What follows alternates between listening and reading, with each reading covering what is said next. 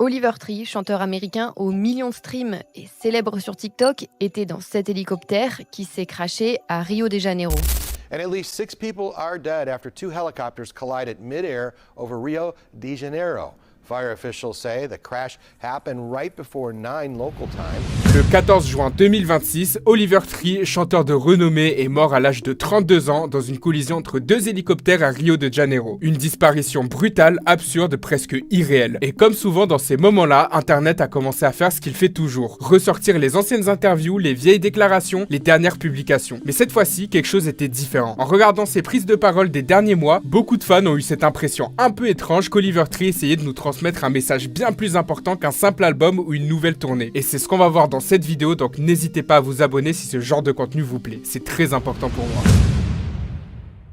Pendant des années, Oliver Tree a été perçu comme une sorte de clown génial. Le type avec la coupe au bol ridicule, les lunettes énormes, les clips absurdes et les cascades complètement folles. Beaucoup de gens le connaissaient davantage pour ses mèmes que pour sa musique. Et pourtant, derrière ce personnage volontairement grotesque, se cachait un artiste incroyablement perfectionniste. Toute sa carrière reposait sur une idée très simple. Dans un monde où tout le monde cherche désespérément à paraître cool, à soigner son image, lui allait faire exactement l'inverse. Plus sa popularité augmentait et plus il poussait le concept toujours plus loin. Il annonçait sa retraite pour revenir quelques semaines plus tard. Il créait des fausses polémiques, il se moquait constamment de lui-même et il transformait sa propre image en une blague permanente. Beaucoup pensaient qu'il se prenait jamais au sérieux, mais en réalité, c'était probablement l'inverse. Oliver Tree prenait extrêmement au sérieux ce qu'il appelait son art. L'art de faire n'importe quoi, et c'est justement ça qu'il prenait au sérieux. Mais peut-être beaucoup trop, jusqu'à en avoir un dégoût de l'industrie. Et c'est précisément ça qui va rendre les événements des derniers mois de sa vie aussi fascinants.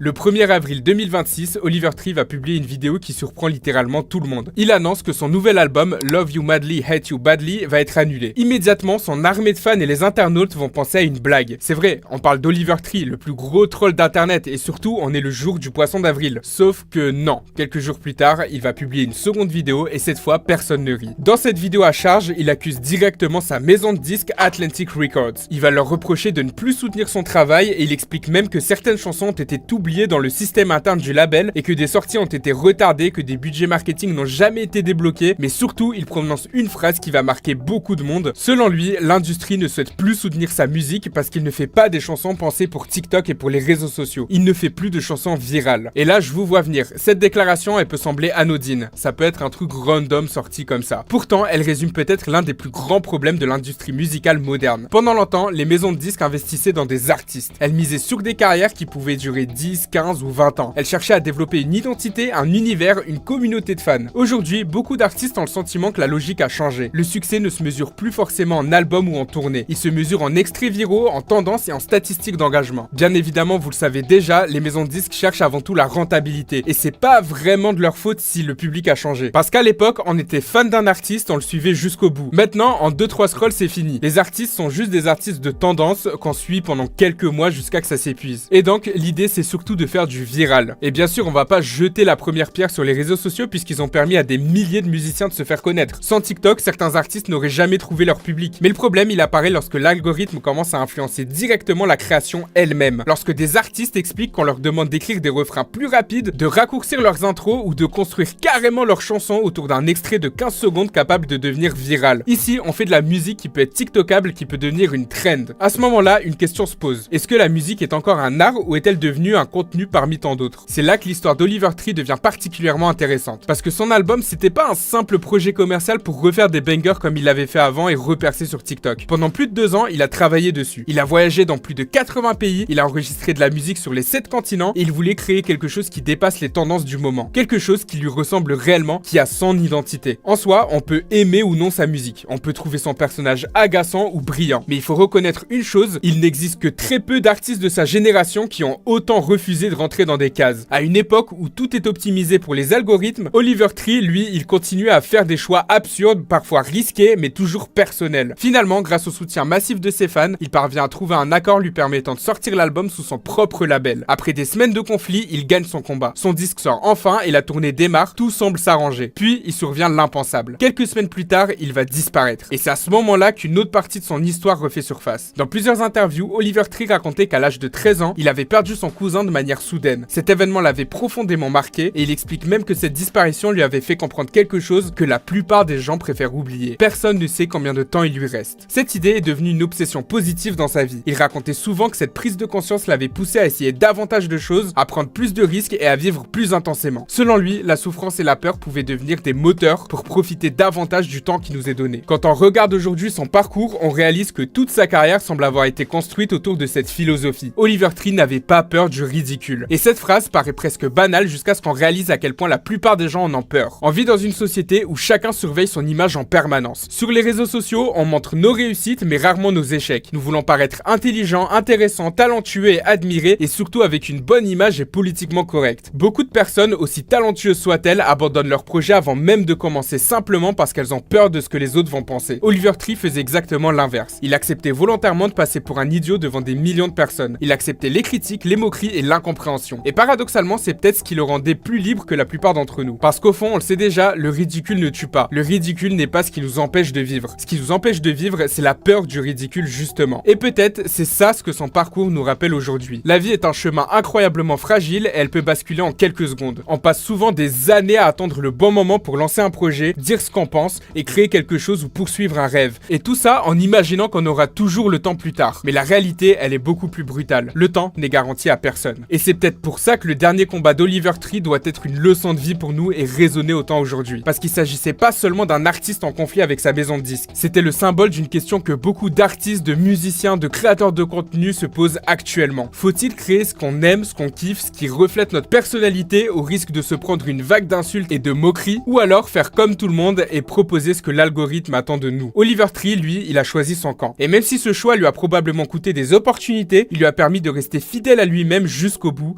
jusqu'à sa mort. Dans un monde où tout devient optimisé, calculé et formaté, il nous laisse peut-être une dernière leçon, la plus importante de tous: ne construisez pas votre vie autour de ce que les gens attendent de vous. Construisez-la autour de ce qui vous fait sentir vivant, ce qui vous fait vibrer. Parce qu'un jour, sans le prévenir, le temps finit toujours par nous rattraper. Et si j'ai un message à faire passer à Oliver Tree, merci infiniment pour tout ce que t'as fait dans ma vie. Merci infiniment de nous avoir prouvé qu'on pouvait faire du ridicule sans être ridicule et surtout de n'en avoir rien à foutre du regard des gens. Si cette vidéo vous a plu, n'hésitez pas à vous abonner, ça me ferait énormément plaisir. J'essaierai de faire des vidéos chaque semaine. C'était Was, on se retrouve pour une prochaine. Ciao.